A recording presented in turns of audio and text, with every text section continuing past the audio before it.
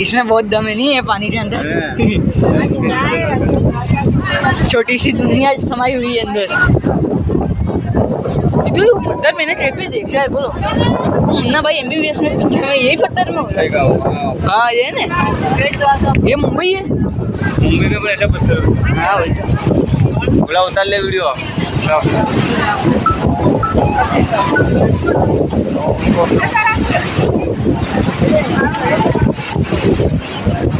हाँ हाँ मम्मी कितना लंबा समुंदर है। समुंदर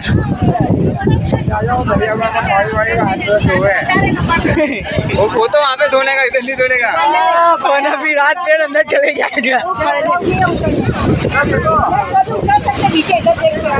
वीडियो बना सकते उतर के। भाई यूट्यूबर हूँ मैं, बताए आपको।